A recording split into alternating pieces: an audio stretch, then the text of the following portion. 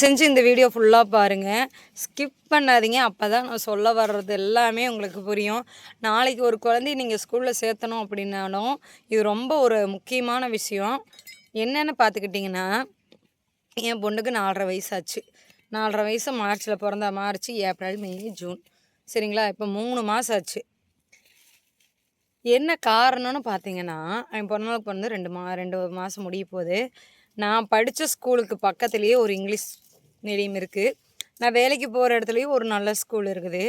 அதை விட்டுட்டு இன்னொரு ஸ்கூலுக்கு போகலான்னு சொல்லிட்டு நினச்சிட்டு இருக்கிறேன். ஆனால் போக முடியல. அப்புறம் இன்னொரு ஸ்கூல் சிறுகலந்தை, அங்கேயும் போய் கேட்டு வந்துட்டோம். அங்கே வந்துட்டு நான் சும்மா போனது, கூட துணைக்கு போனது. பட் அங்கே சூப்பர் அந்த ஸ்கூலு என்னை பொறுத்த வரைக்கும். ஆனால் டீட்டெயில் எல்லாமே சொல்கிறாங்க. சரின்னு சொல்லிட்டு விட்டுட்டேன். அடுத்த நாள் என்னென்னு பார்த்தீங்கன்னா, எங்கள் ஊருக்கு பக்கத்தில் இருக்கிற, நான் படிக்கல அந்த ஸ்கூலில், அது இங்கிலீஷ் மீடியம் தான். ஆனால் அதுக்கு ஃபீஸ் வந்துட்டு 55,000 வந்துடுது எல்கேஜிக்கு மட்டுமே. என்ன ஆச்சு, என்னால் வந்து 1 வே மட்டும்தான் வேன் விட முடியும், மார்னிங் கொண்டு போய் விட முடியாது. என்கிட்ட பணம் இல்லை. அதனால் சரி கடன் உடனே வாங்கி தான் படிக்க வைக்கணும், ஒரு கட்டாயம். எல்லா பக்கம் அலாசி நான் படித்த ஸ்கூலுக்கு பக்கத்துலேயே போயிட்டு வேன் ஃபீஸோட 35,000 அப் அண்ட் டவுன் கூட்டிகிட்டு வரக்கு 35,000 அப்படின்னாங்க. சரி வேன் ஃபீஸ் கம்மியாக இருக்குது, கோச்சிங் நல்லா இல்லைன்னு எல்லாருமே சொல்லிட்டாங்க. ஸோ என் பொண்ணு பாதுகாப்பாக ஸ்கூலுக்கு போயிட்டு பாதுகாப்பாக வந்தால் பரவாயில்லைன்னு தான் என்னோடய மைண்ட் தாட்டு. எப்படியாவது ஓரளவுக்கு படித்து வச்சிருவா, நம்ம படிக்க டியூஷனுக்கு இது போக வச்சு படிக்க வச்சிடலாம் தான் என்னோடய தாட்டு. என்னென்னு பார்த்தீங்கன்னா,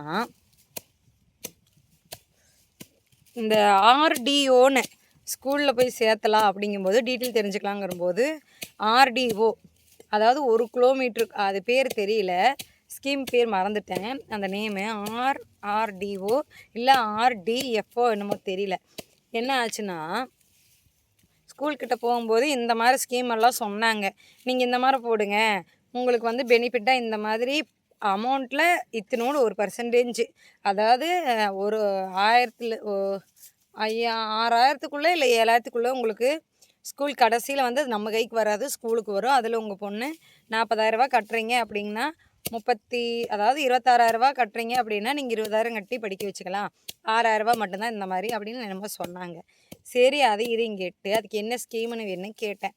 பேங்க் கார்டு, அது என்ன, ஃபஸ்ட்டு எடுத்தோடனே பாப்பாவோட பர்த் சர்டிஃபிகேட்டு, ஆதார் கார்டு, என்னோடது, ஜாதி சான்றிதழ், வருமான சான்றிதழ், அப்புறம் பாப்பாவோட ஃபோட்டோ, அட்ரஸ்ஸு.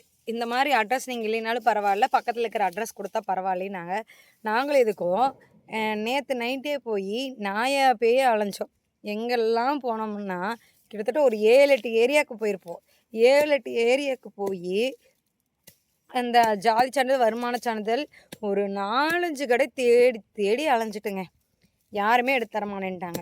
ஒரு வழியாக ஒரு கடைக்கு போய், அக்கா ஸ்கூலுக்கு வேணும்னு சொல்லி கெஞ்சி கேட்டங்காட்டிக்கு, சரி நான் அப்ளிகேஷன் போட்டு தர்றேன், என்னால் முடிஞ்சது தான் பண்ண முடியும்னு சொல்லிட்டு அப்ளிகேஷன் போட்டு கொடுத்து, மணியார்கிட்ட ஆர்டிஆர்கிட்ட போய், அப்புறம் சூலூர் தாலுக்கா அங்கே போய் எல்லாத்துக்கிட்டையும் சைன் வாங்கியாச்சுங்க.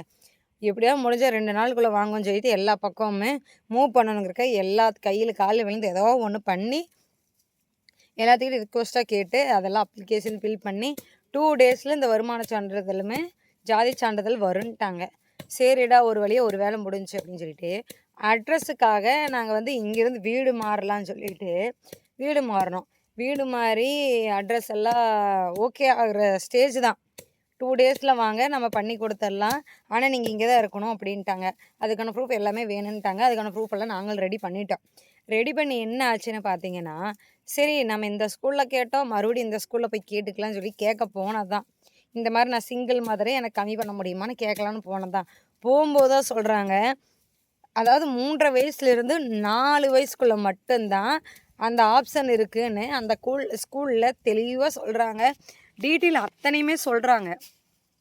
ஆனால் நான் படித்த ஸ்கூலுக்கு பக்கத்தில் இருக்கிற ஸ்கூலில் எதுவுமே சொல்லலைங்க, எதுவுமே சொல்லலை.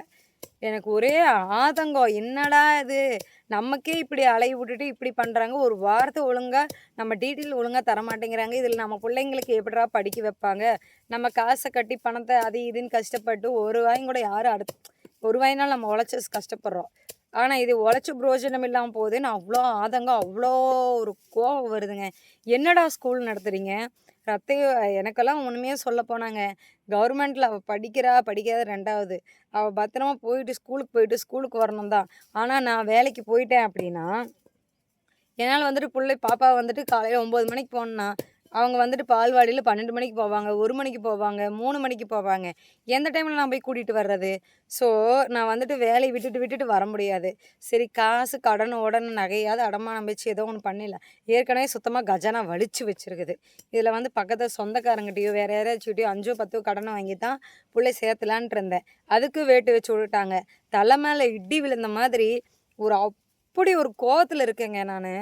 எதுக்குடா ஸ்கூல் நடத்துறீங்க? வேன் ஃபீஸ் கம்மியா இருக்குது, ஸ்கூல் ஃபீஸ் கம்மியா இருக்குதுன்னு தயவு செஞ்சு சேர்த்துற மாரி இருந்தா, அவங்க டீச்சர்ஸு, பிரின்சிபலு எல்லாம் கரெக்ட்டா இருக்கிறாங்களான்னு பார்த்துட்டு சேர்த்துருங்க. இல்லைன்னா ரொம்ப ரொம்ப கஷ்டங்க. அந்த குழந்தை படிக்காமையும் போயிரும். நம்மளோட காசு கட்டுனாலும் வேஸ்ட்டா போயிருங்க. படிக்கிறவங்க படிக்கிறாங்க. ஆனா எனக்கு தனிப்பட்ட ஸ்கூல் நல்லா தான் சொல்லிக் குடுக்குறாங்க.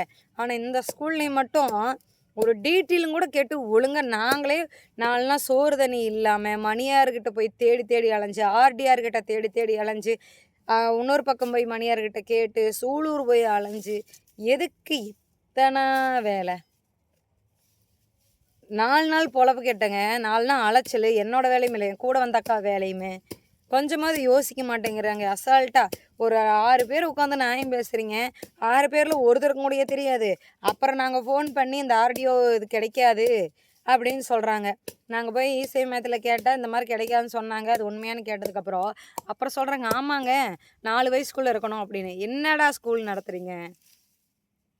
கண்டிப்பா சொல்றேன். இப்படி இருந்தீங்கன்னா, அந்த ஸ்கூலுக்கு யாருமே வரமாட்டாங்க. பேரு ரொம்ப டேமேஜா தான் இருக்குது. தெரிஞ்சும் நான் போய் சேர்த்தலான்னு தான் பார்த்தேன். ஏன்னா, என் கஷ்டம். அதனால போய் சேர்த்தலான்னு பார்த்தேன். விதி இப்ப நான் வந்து என் புள்ளைய படிக்கவே வைக்க வேண்டாம், படிக்க முடியாது அப்படின்னு ஒரு மைண்ட் தாட்ல இருக்கேன். ஆனா என்ன பண்றது? இங்கேருந்து நான் இந்த ஊருக்குள்ள இருந்துட்டு வேலையும் போக முடியல. பாப்பாவ ஸ்கூலுக்கு அனுப்புனா ஸ்கூலுக்கும் போக முடியாது. சரி பிரைவேட்டுக்கு போனா பிரைவேட்லயும் என்னால படிக்க வைக்க முடியாது. எனக்கு என்ன சொல்றதுன்னே தெரில. வீடியோ நீங்க சப்ஸ்கிரைப் பண்றீங்க, பண்ணாம என்னமோ பண்ணுங்க.